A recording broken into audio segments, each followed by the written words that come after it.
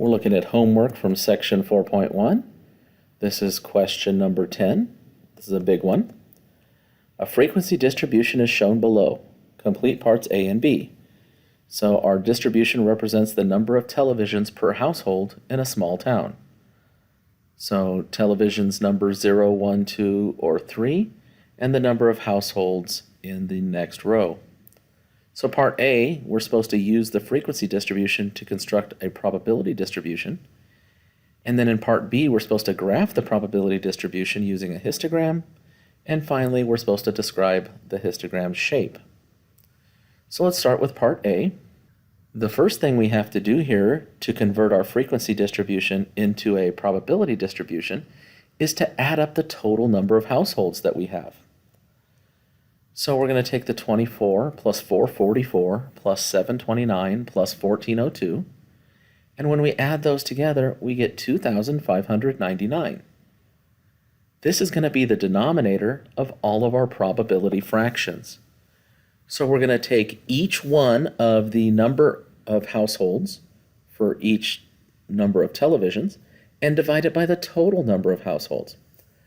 So when we're looking at 0 televisions, there were 24 households that had no televisions. So we take that 24 and we divide it by 2,599. And that, when we round it to 3 decimal places, is 0.009. When there's 1 television in the house, there were 444 of those households. So we take 444 and divide it by 2,599. Rounding to 3 decimals, we get 0.171.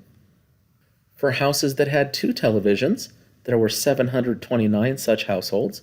Divided by 2,599 is 0.280, rounded to 3 decimal places. And for the probability that a house had 3 televisions, there were 1,402 such households.